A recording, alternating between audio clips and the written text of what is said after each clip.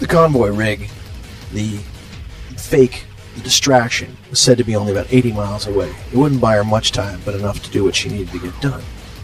So she got down there, cracked open the back, and that's when she heard the noise. This slight, ever so slight, moan. She got inside, and there's all manner of parts, equipment, computer equipment, everything happening inside of this rocket rig. I mean, there's 5 different trailers all connected, all with hallways so you can check your stock. She had a cornucopia available to her. She heard that moan, you see. She moved up further ahead. Lying there, caught up in the webbing, the strapping that was holding all the crates in place, was a young Panasheba girl. She wasn't no rocket rigger's daughter. There's no way. She had long, straight, blonde, beautiful hair. This was some arcology child, probably well kept. She could see that she had a bracelet on. The child was unconscious, moaning in pain. Looked like she'd broken her leg, probably some internal injuries, but she wasn't dead, far from it. She took a look at the bracelet real quick, and she could see that this child had had no modification done. There was not one single synthetic part in this child. This was pure virgin flesh. Do you have any idea what a 10-year-old female virgin flesh body gets on the black market? You could have 3 more rocket rigs filled with goods, and nothing there was even close to being as valuable as this child.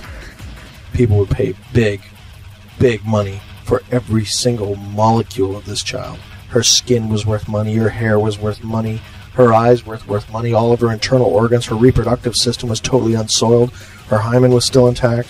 This kid was gold. But Kulat wasn't a raider. She wasn't someone who was going to gut-rip this child. She knew what she had to do, and it really sucked. This was a sweet deal. She had 5 compartments, all of which she could go through and take the queen's pick, but no. She didn't have time to do both. She couldn't help this child and get this unit stripped down. There's no way. So, cursing herself for it, she pulled out her ulu, curved Inuit blade, and cut the child free of the webbing, dragged her back outside to where she could get a look at her in the sunlight. The kid was okay. Like she said, kind of bruising, propped her up against a rock, hope maybe the sun would heat her up, maybe wake her up, bright light and all. She went back inside to see if there's anything she could scavenge real fast. First place she checks is, of course, never ever the back area. There's nothing for light to carry. You always want to check the cab first. She got up front, stepping over the corpse of the dead rocket rigger. Up inside there, she saw the usual, some radios. Inside, she saw the black box. All the rocket rigs have black boxes, usually dialed in for a transmission code, so in case they get jumped just outside of the city, the black boxes will give off an emergency transmission. This one hadn't had a chance to get activated, so not much she could do. But she stripped it out. They have a use. These kinds of things have use. She didn't have much time. She ran back to her Chenwick, grabbed her cutting torch, and stripped it out as fast as she could. Then she went through the rest of the compartment, found the usual slug thrower, a couple of blades, a few radios, first aid kit, always valuable. Can't go wrong with medication. In the back, the Panasheba parts were all too big.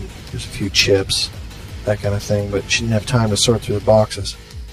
As it was, turned out she was in there for too long. She came outside carrying one of her satchel bags to throw in the Chenwick. She looked on the rise, and she could see one of the Marauder scouts on a bike, just on the skyline. She pulled out her spyglass and threw it down.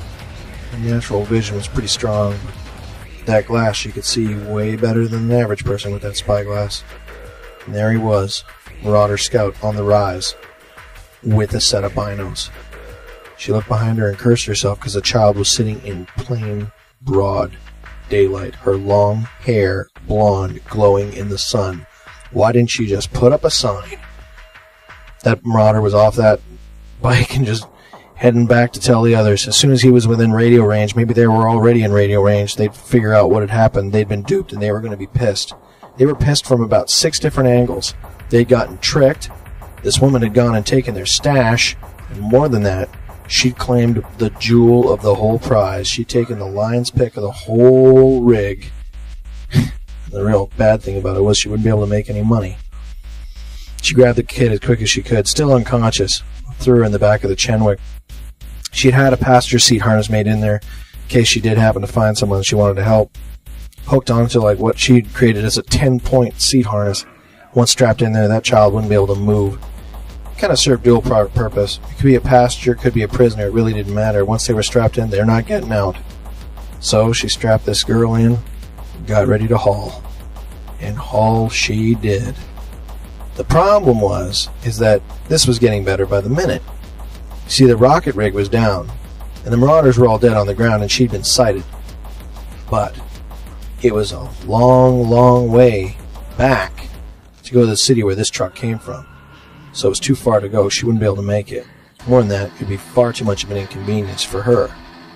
I mean, those Marauders would chase her right across the desert. She didn't really want to fancy a running gun battle all the way across the desert, because the Marauders would do it.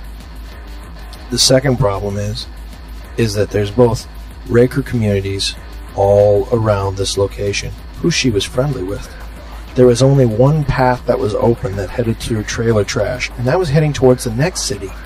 That was her only bet. If she could get within city limits and get contact with the Panashiva Corp there, they'd come down and pick up this kid. They took that kind of stuff seriously. Not all decency had left. The security, most of the Corp cops were all ex-military, and rescuing children is considered to be a perk in their line of business, especially if they happen to be their children, Panashiva children. Panashiva was rather big on family. They liked the whole concept of keeping their employees happy. So, there was only one way she could go. She had to go through one of the trailer trash hells. Trailer trash hells are where most of these trailer parks built up over time. Eventually they just got overrun with zombies, wasteland zombies, people, mutants, whatever. I mean, it's a huge garbage dump, a dung heap of pain and agony. Mutants everywhere. But she knew that those road killers would be on her back. The Marauders weren't going to take any prisoners on this one. And if she got caught, or if she led them through any Raker communities, those Raker communities would just get marked, and later on they'd get burned. Way to go. This was getting better by the second. By the time she was ready to move, the first of the Marauders were already coming on the hill. The highway stretched on at 12. They were coming in at 2, so she had to leave at 10, but she had to make it look like she was heading for 9. Didn't really work so well. She spun the truck around and started heading back the way she came, and just went down on the opposite side to where the Marauders could see. And the minute she hit the ground off the Plasteel off-road, she spun the Arunamak around and headed back the other way. She was going to head out about the 10, but she had to run parallel with the highway. It was a dangerous game. She had to hope that they weren't catching her on scanner. That Plasteel would block just about anything that was coming in, so they would know they'd have to guess which way she was going. Anyone of their right mind would run from the Marauders in a straight line, quickest way out. But her people were hunters by trade. They knew all about how to deke the predator, how to lead the beast. And she knew everything about the road and the machine. She knew about the technology. She knew what the scanning would be happening. So she deked back. She was going to backtrack and lose them somehow in the mix. With any luck, they'd overshoot and just keep on heading into the desert looking for this mythical ghost. But today was not the day. The ghost named Claudette's luck was just on the verge of running out. She was heading back. She got about, parallel with them when one of the scouts came up on the crest of the hill. They knew they'd be able to get faster speed by not going off-road, by getting on the Plasteel. Happened to look down off to his right, and there he saw the Arunamak, Kulat at the wheel, screaming as fast as that Chenwick would go. The engine revving. All he had to do was just get on that radio. He pulled up the mic, brought it up. She fired a single shot from the 20 mil on the turret. It caught him, but not before he could press the button. They saw the biker get ripped in half. Maybe if no one was watching, she would have been able to get away. But such was not the case. She bought a little bit of time, but not much, maybe 30 seconds. But that's longer than some children live in this world. She was going hard and fast. She'd gotten about half a mile's distance, maybe if that, closing fast before the Marauders knew exactly where she was going. They all turned tail. A huge flanking line descended across the Plasteel, and that's when the gunfire started. Eruptions.